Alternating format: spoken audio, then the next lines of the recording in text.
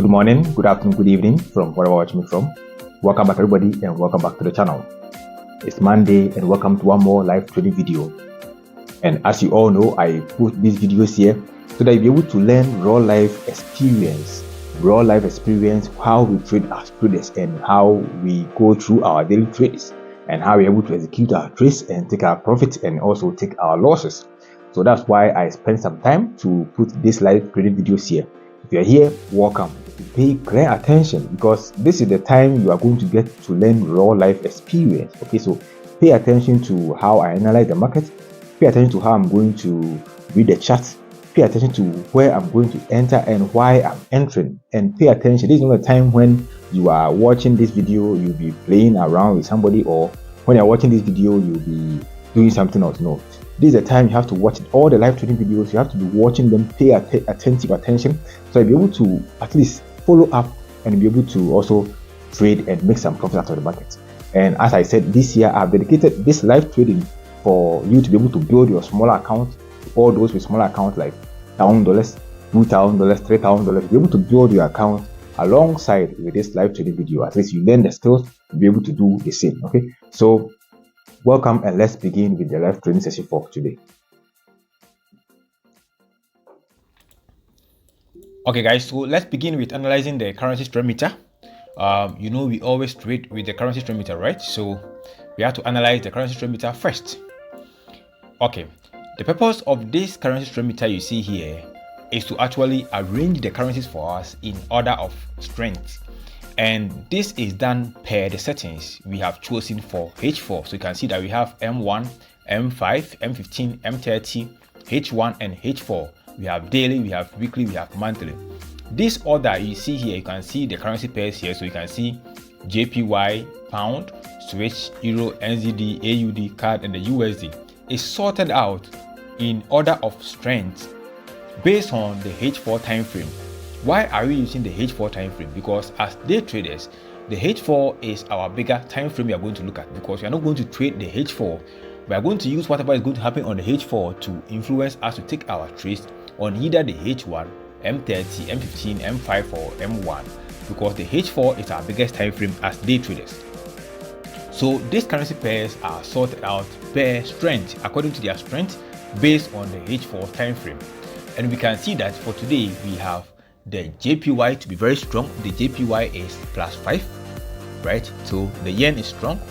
The pound is also strong. The pound is +3. It's also strong. Forget about this red one because they're in a lower time frame. We are looking at only the H4. We can also see that the Swiss is also strong. You can see the Swiss is also +3. Even the euro is also strong. It's +2. But we are going to focus on only those at the 3 here.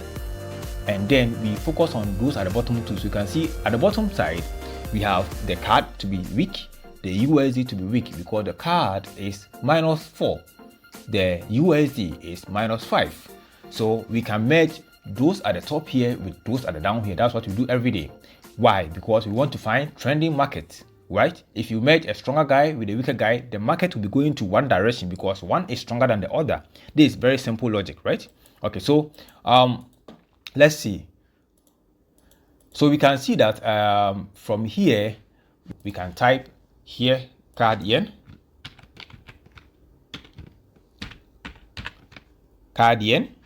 which will give us a trending market. The next currency pair we can check will be USD yen, right? So USD yen.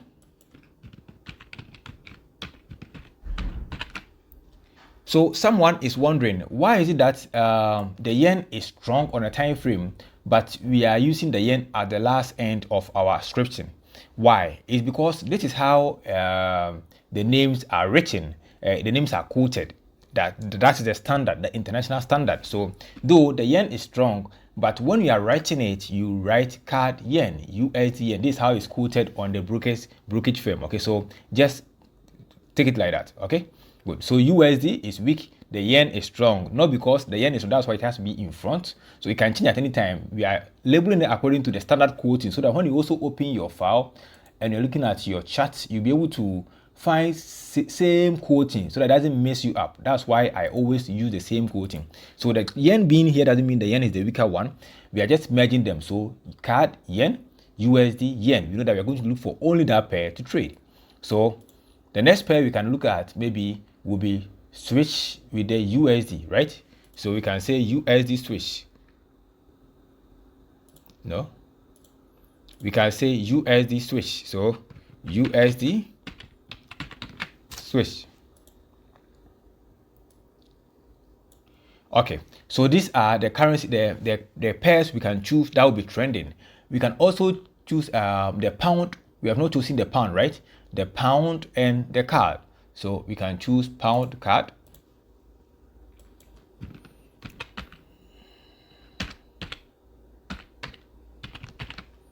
Pound CAD, sorry. Pound CAD is also trending. We can also choose the pound with the USD. Pound with the USD. So USD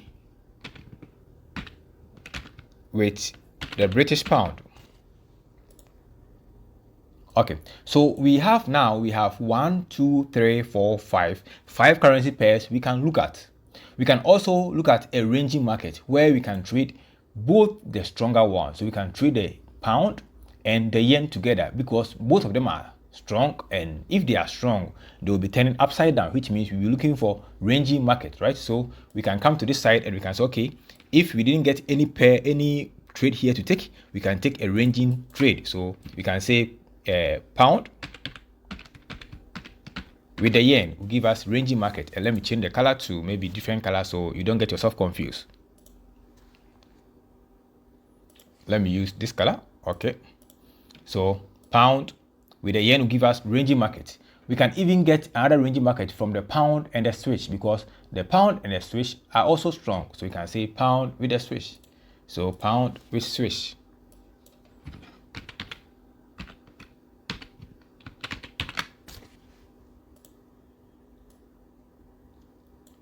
So these are the currency pairs we are going to look at. Can you see? Instead of going through all the currency pairs, you don't know which one to trade for the day, like this or this forex currency pair, we just choose the ones which are strong and ones which are trending, and then you begin to trade. So let's look at the chart one by one and let's see.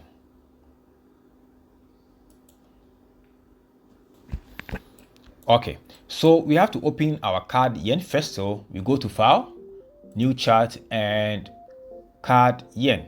So you see CAD yen, and we have to input our template because we can't trade a black screen, right? Because it looks green. You can definitely trade, but I am not fan of it like this. Okay, so we can input our template, simple, and it looks clean. This is on H1 and you're trading on M1 because I'm doing live recording. I want the trading to go faster, so I'll trade on M1. And irrespective of the strategies you are trading, either you are on M1, M15, M30, H1, H4, most of the strategies always work. Price action works the same on every time frame. That's why it's always good to take price action trade, because in price action, you are going to find the trades on any time frame you are going to choose.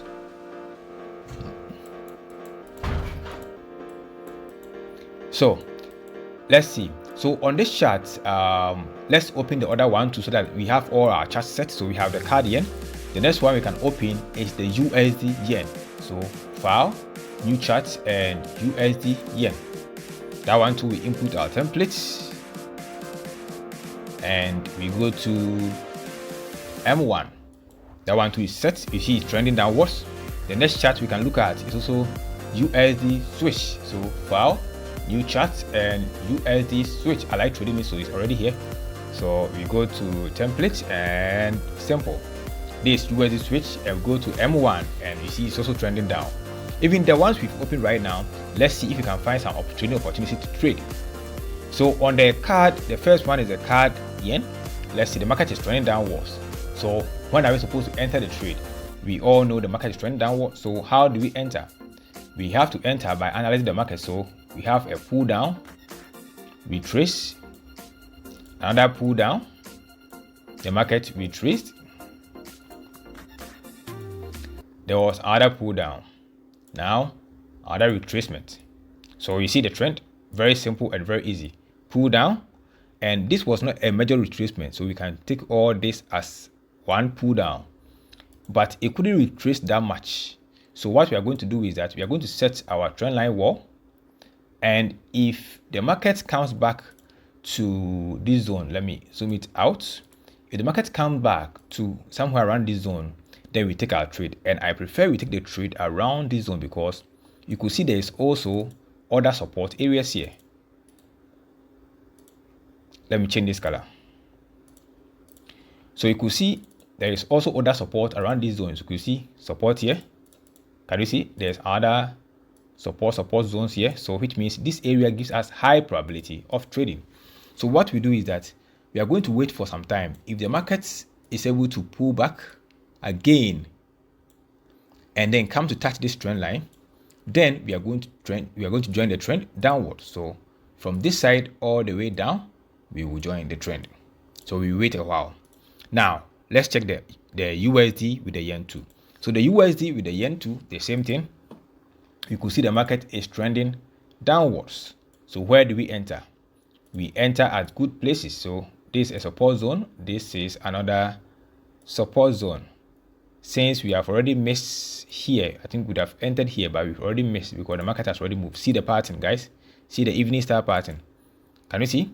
Yes, we have already missed it. Because of that, if the market is able to come back right now to hit any of these zones, we will enter. We assume that we are now entering, so we will enter from this zone. So we waste more time. The USD switch, that one too similar. You could see market still trending downwards and similar analysis. So let's check the other pairs. Okay guys, so we can also look for the ranging market, which is the pound with the yen and the pound with the switch. So let's also check that one too and see if we can get some trade to trade. So pound yen, pound yen, pound yen, pound yen, and we input our template and we go to M1. Good. And you can see that the market is in a ranging environment. So with this, when do we buy or where do we buy? Let's first analyze the market. So we could see that at this zone there is a strong resistance area here. I normally like using only 3 lines on my charts. So at this zone you could also see other strong resistance area, and at the base zone you could also see another strong resistance area, support area. So you could see just 3 lines on my chart. The market can either play around this zone or play around this zone. So here, if you want to enter any trade here, we can either wait for the market to come, hit this bar, and we can join the range upwards and we take our profit. So from here, we can put our buy limits at this zone. These are all the scenarios that can happen. Or the market can either come, break through here and reverse, or break through and come somewhere here. But we don't have to worry ourselves about that. Let's focus here. So now our sell limit, our buy limit order is here. Let's see if it triggers our buy limit order and we can take the market upwards. So let's waste more time and see.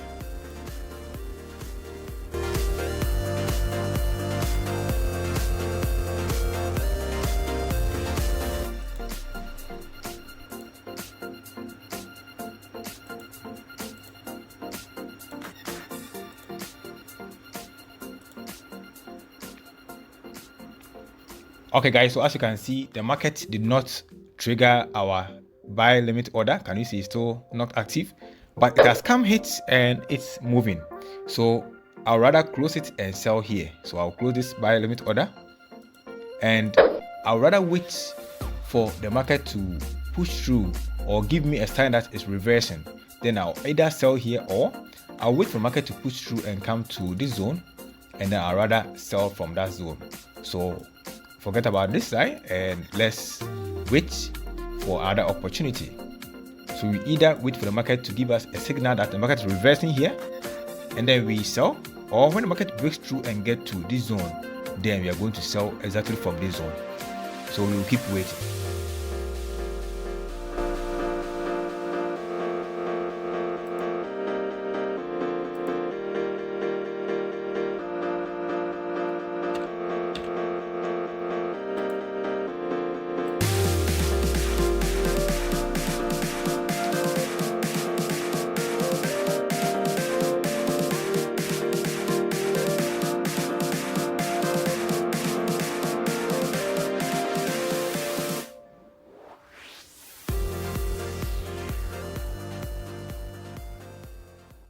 Okay guys, so as you can see, we are in now and it's time to set our stop loss.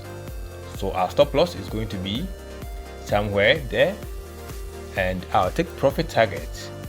So if our stop loss is $120, then our take profit target will be as twice, which is $240, around this zone. And this is exactly the same zone where we have this particular resistance level. So now that we've entered, we either wait for the market to hit our stop loss or to hit our take profit target. So if this trade goes in our favor, then we make our 240. So let me make here which is 240.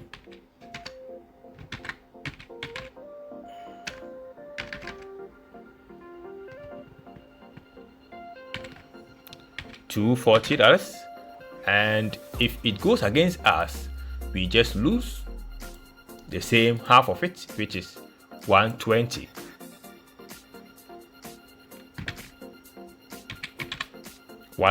And let me make it red. So that's it. So we now either wait for the market to hit our take profit target or to hit our stop loss. So all what we can do is to watch and see what happens in the market next.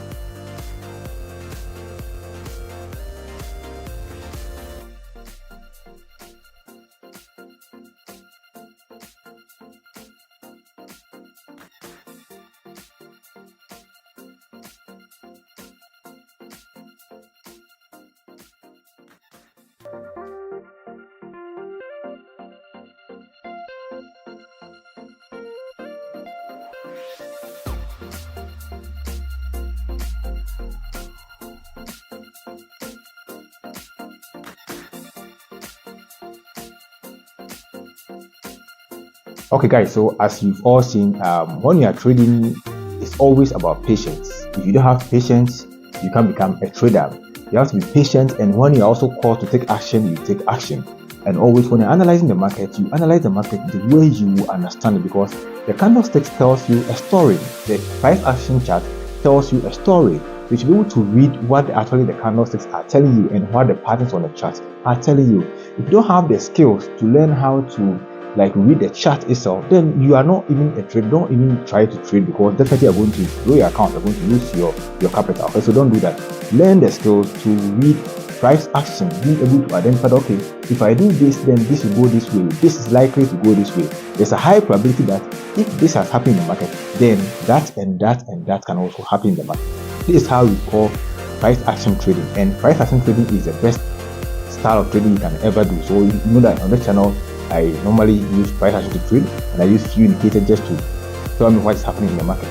That's all. So after you analyze with the currency meter, now it's time for you to apply your price action strategies, price action skills in the right market environment, and you trade and make some profit. That's all. Trading is not difficult, but if you find trading difficult, it means you are definitely doing something wrong. You are definitely doing the wrong thing. Okay, nothing is difficult in this world. So far as you are doing something and it's too difficult for you, it means you are either missing something out or you are doing something wrongly.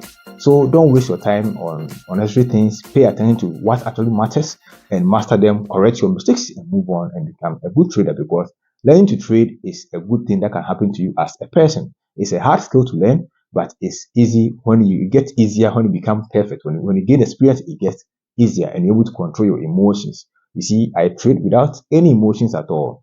When you're trading, most of you guys trade with emotions, and I trade without emotions. The same way, you should be able to aim to get to a point where now winning and losing is not a problem for you, because you know that overall, definitely some are going to be wins, some are going to be losses. So winning shouldn't be too happy, you are too happy that you've won, and losing also shouldn't be you are too sad that you've lost, bro, because you know that overall, definitely you're going to become profitable because you're following a trading system. Okay, so I think that will be all for this video. Hit the like button and subscribe if you're not subscribed, and come back every time to watch such live trading videos. I'm Setowas, and I'm going to leave you for now. Take care of yourself and see you next time.